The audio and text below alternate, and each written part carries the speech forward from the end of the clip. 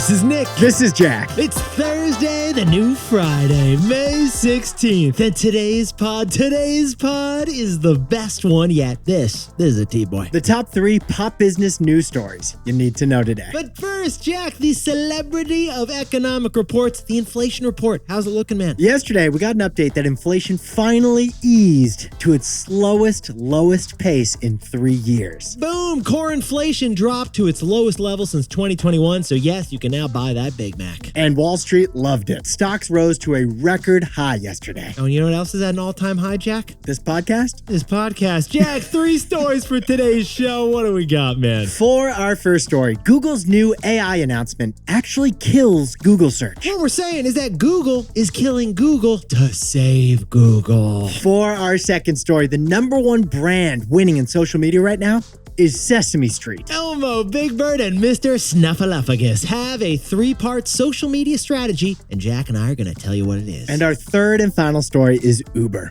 Uber just launched its newest form of transportation, which is the Uber bus. Yeah, Uber bus. Uber is getting into buses, and Uber is getting into Costco. Same story. We'll explain. Oh, yes, we do. But Yetis, before we hit that wonderful mix of stories to kick off the Thursday, no one else is doing these stories, Jack. Wonderful mix for the new Friday. There's a new office in town we need to tell you about. Yes, and it's not work from home, and it's not work from work, and it's not work from wherever you think we're working from. It's work from Disney World. Get this, Yetis. Disney World is seeing a surge in remote workers working from Disney. Apparently the most magical place on earth. It's also the most productive place on earth. Here's the story. Adult workers see that Friday, they have almost no meetings in their calendar, so they decide to spend Friday at Epcot. But here's the thing, Jack. They have almost no meetings because they have a couple meetings, but they're doing them from Disney World, baby. So they pack their laptop and they find a Wi-Fi hotspot in between roller coaster rides. Clickety-clack. Sorry, Indiana Jones. I got to get on this call. Lawyers, engineers, big tech product managers, they're clocking in from Mickey's Clock Tower. And they're taking that conference call from Captain Hook's lair. Sorry, Larry, what is that in your background? It's probably a princess. Don't worry about it, man. In fact, CNBC interviewed a savant of Disney remote work who happens to live in Orlando. He goes to Disney World weekly to clock in. And this 33-year-old attorney created a list of work from Disney best practices, and Jack and I, we got our hands on it. What are we looking at, Jack? Where's the best Wi-Fi at the Magic Kingdom? That would be in the lobby of the Wilderness Lodge, Jack. Who has the most power outlets? Oh, that would be the Magic Main Street Bakery over by the Magic Kingdom. And what's overall the top spot for a laptop? Oh, Jack, it's the Polynesian Village. If you know, you know. Call Adam Newman, Yetis. Disney World is looking like WeWork. And besties, nothing screams promotion quite like a PowerPoint presentation taken from the Peter Pan ride. No, seriously, Larry, what is that in the background? I want to know. I told you, it's a turkey leg, and I'm done talking, Frank from Finance. Final question here. How much does a Disneyland season pass cost? I'm checking the numbers, Jack. $1,500. Perfect price to expense. It's a write-off. Just write it off. Yetis, write it off. Jack and I, we're going to hit our 3 stories. 15 years before this song, 2 boys from the Northeast met in a dorm. They had an idea that caused a cultural storm. It's the best one yet, but the best is the norm. Jack, Nick, that's it. I don't even think they need to practice. 50%, that's a fat tip. TBOY City on your at-list. If you know, you know, cause we ready to go. We can't wait no more, so just start the show. Start the show. For our first story, Google just killed Google search. Google is replacing Google search with AI search instead. This could be the biggest change to the internet since Google, and it's going to disrupt a whole lot of online businesses. Well, Jack, this is an artificial intelligence story. So, like all AI stories, let's just begin with Sam Altman. What do you think, man? That's the safe approach with these stories. Sam, you're everywhere. I think he's over here. I think I see Sam Altman. There we go. Just a couple days ago, we covered Sam Altman's OpenAI, which had just announced their latest chatbot, which is called GPT-4o. And Jack, what was our takeaway on ChatGPT's newest version? It's not the best AI that's going to win the AI arms race.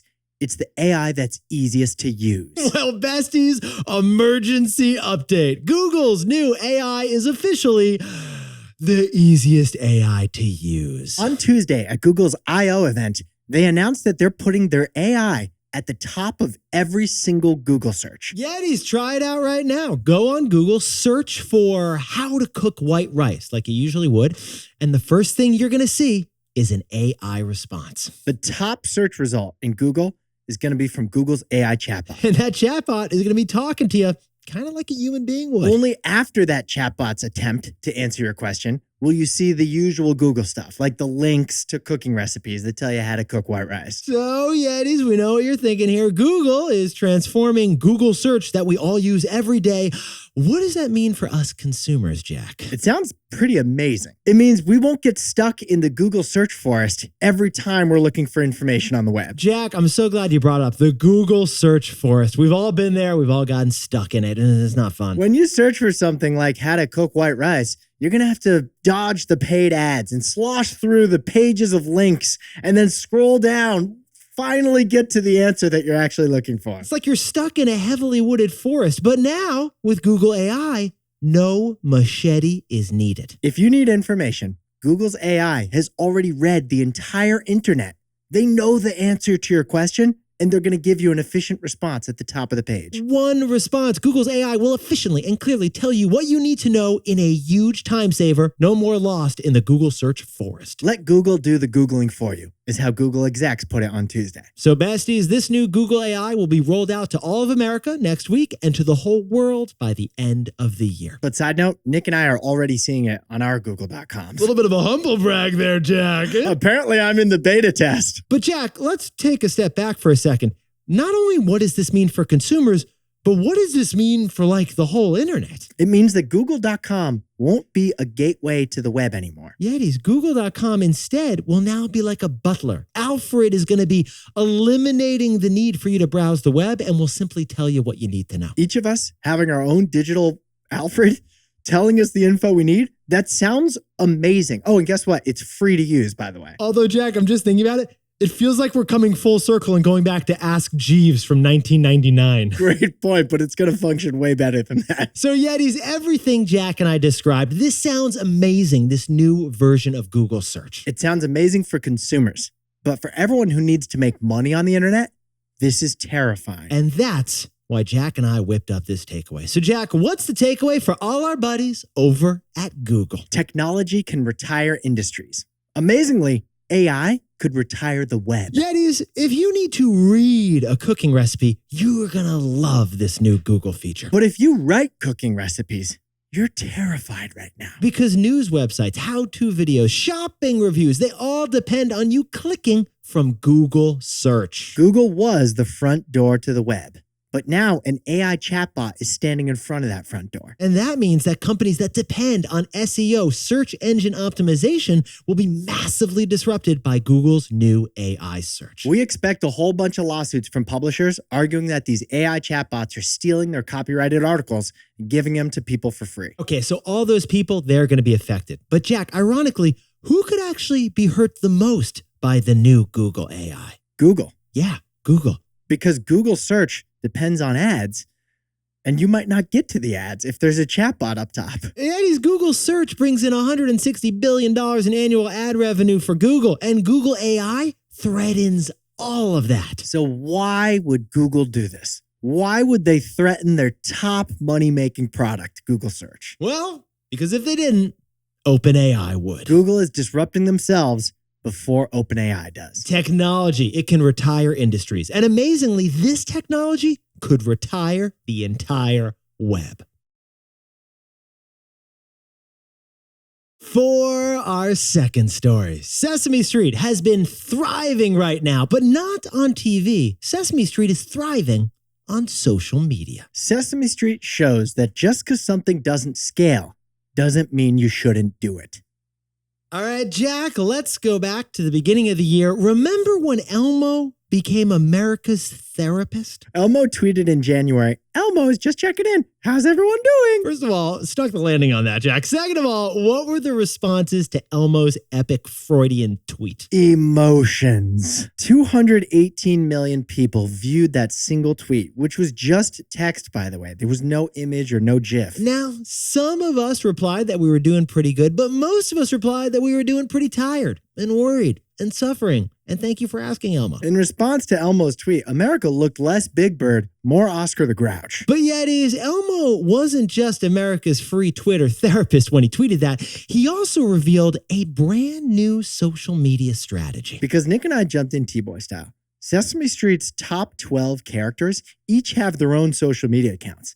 And they're all driven by the same overarching social media strategy. And that strategy is working. Get this, just on Twitter, all of those individual Sesame Street accounts reached 242 million followers. And just that one Elmo tweet generated 47 news articles covering what a great job it was. Can we count this as number 48, by the way? Yes, we can. Jack, I got Cookie Monster right here, and listen what he has to say. I have almost as many followers as Oreo does. Holy snuffleupagus. Elmo is now an influencer, and Bert and Ernie are the new Kardashians, Yetis. So Yetis, on this show, we've covered like Addison Rae's makeup selling influencer strategy. We've covered Taylor Swift's surge across Instagram. And we've covered Mr. Beast's famous Mr. Beast face. But we know what you're wondering right now. What is the secret recipe to Sesame Street's social media strategy? There's actually a 3-part social media strategy for Sesame Street. Jack, are you saying there's a 1, 2, 3-part recipe to Sesame Street strategy? Yes, and we read about it in the newsletter Future Social, written by Jack Appleby. So Yetis, here is Sesame Street's 3-part strategy. First, tactic number 1, own the trends. Each Sesame Street character did their own personality accurate version of memes that were trending online. They lean into the memes with each character. Like when Taylor Swift did her Eras concert tour, Elmo leaned into that Eras concert tour, right, Jack? He posted 12 pics of Elmo from different perspectives, saying Elmo's in his red era. It was a take on the Taylor Swift meme, and that single tweet got 2.6 million views. Tactic number 2 is Muppet to Muppet chatter. The characters of Sesame Street, they interact with each other on Twitter, so you can watch them interacting in this whole new world. So after Elmo posted that Taylor Swift meme in his red era, Big Bird shared it, replying, I'm in my big and yellow era. Yeah, they made it feel like more than just characters. They made it feel like you had a relationship with them and you saw it play out. Those 2 simple strategies, used across all 12 Sesame Street accounts, done purposely and consistently, won Sesame Street a Shorty Award for social media. Those are numbers that the count can count on. But the 3rd part of Sesame Street's social media strategy was most interesting to us. Yes, it was. It was that Big Bird DM's back. Yes, he does. So Jack, what's the takeaway for our buddies over at Sesame Street? Do things that don't scale. Yetis, 1 year ago, Sesame Street's social media team deployed part 3 of their new social media strategy. Their characters now respond to fans in the DMs and in the comments. Yeah, that was part 3. Sesame Street characters started responding to the fans whenever the fans contacted them. Sesame Street said that they increased their response rate to everyday users who reached out, creating memorable interactions for those users. Yetis, Jack and I can tell you, because we get a lot of DMs, that is not easy. The social media team had to sit at a computer, check their notifications, reply thoughtfully and in character to each of those DMs. To the thousands and thousands of comments and DMs that they get. And we know what you're thinking. Does that idea scale?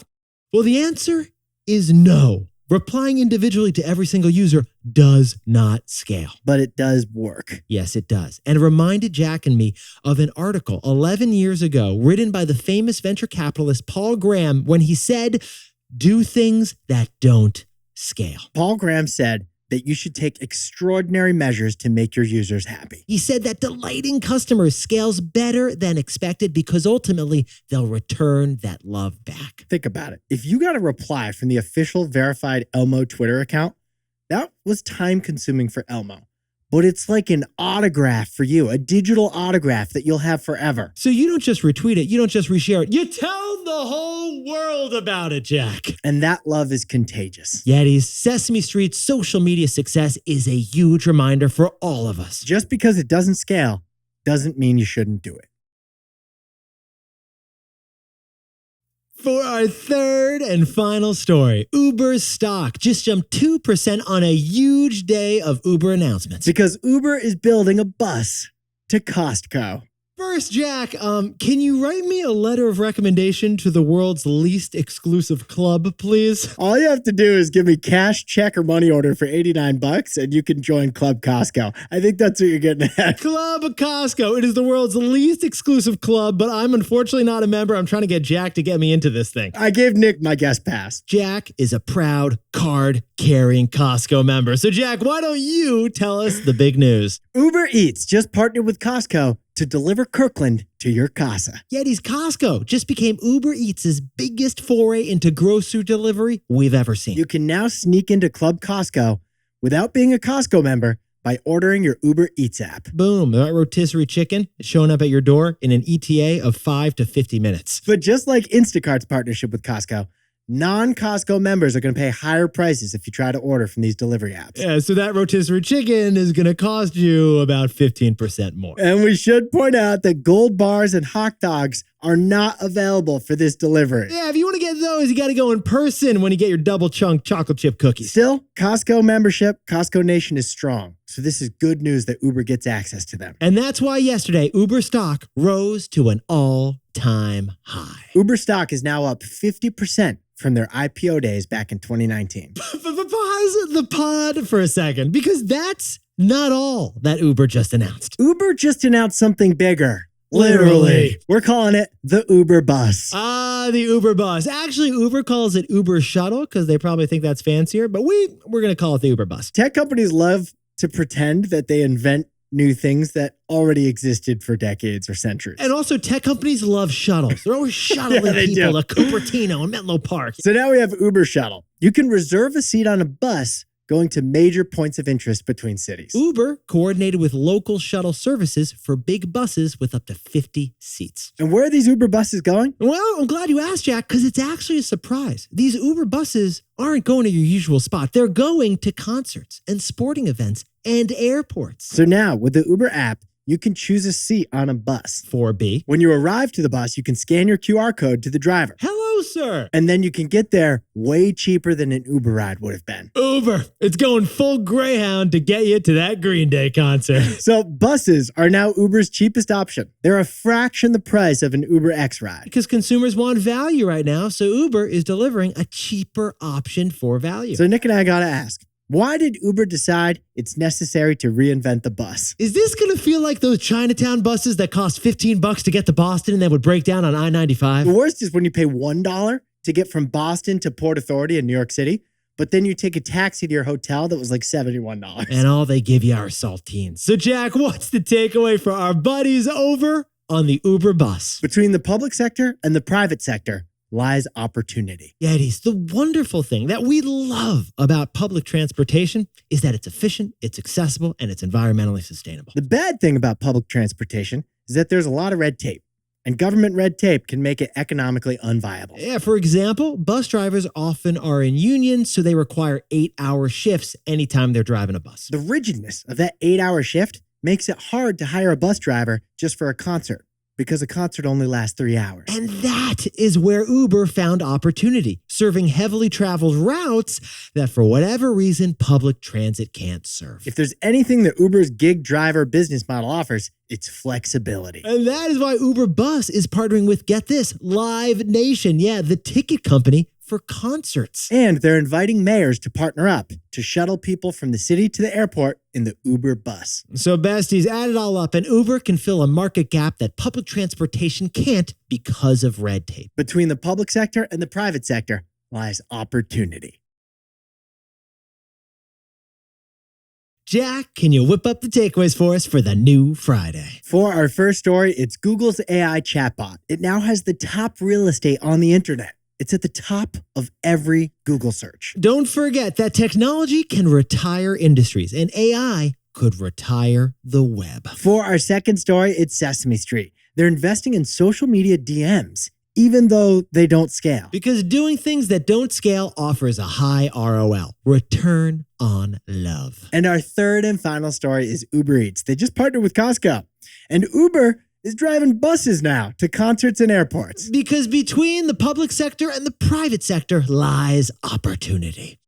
But Yetis, this pod's not over yet. Here's what else you need to know today. First, it's official. There will be a presidential debate between Donald Trump and President Joe Biden. The first presidential debate is set for June 27th on CNN. Yeah, there's going to be one debate in June on CNN and then another in September on ABC. Second, Netflix will officially live stream their first NFL game on Christmas Day this year. Yeah, the biggest streamer is going to stream the biggest media asset on the biggest holiday of the year. It's a 3-year deal, and it makes Netflix the home of football on Christmas. And finally, we have a winner for Best in Show. And the winner is, envelope please, a poodle. The 148th Westminster Dog Show happened this week, and the winner is a 3-year-old standard poodle. Named Sage. Sage won, and for the third time in 20 years, a poodle is the top dog at the prestigious dog show. Now, time for the best fact yet. This one is from Jack and me, because when we jumped in TBOY style to that dog story just now, we found a really cool fact for you. 2 dog breeds that have never won the Westminster Dog Show are also the 2 most popular dog breeds in America. That's right. The 2 most popular dog breeds in the entire country have never won the most important dog show in the country. What are those 2 dog breeds? What are they, Jack? You probably grew up with one in your backyard. Yeah, it ain't a Frenchie. We're talking retrievers, baby. The Labrador Retriever and the Golden Retriever. There are more homes than any other dogs. But they've never been best in show. Yetis, you look fantastic today. And if you're listening to us from Space Mountain while you're doing some TPS reports, we see you over there. We see you. Leave a comment on Spotify or YouTube telling us the wildest place where you've done work. And the best way that you can grow the show is to tell your buddies today and your coworkers, HYH TBOY. Have you had the best one yet? If you know, you know.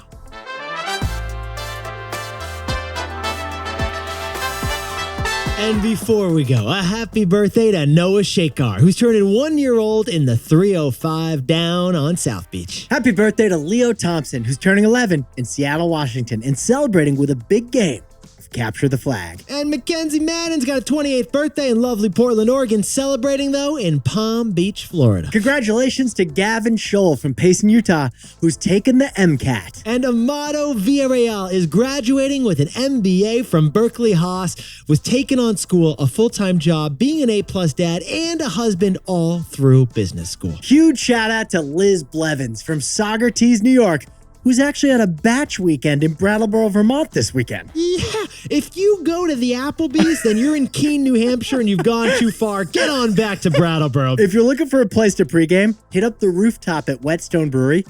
I actually cleaned dishes there as my first ever job when I was 15. They got a plaque for Jack there. You're going to love it.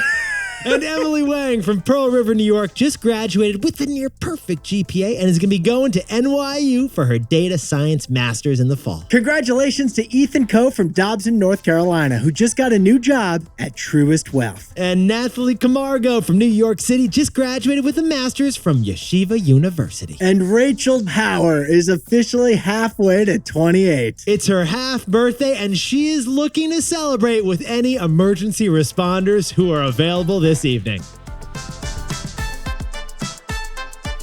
This is Jack. I own stock of Instacart, Netflix, and Disney.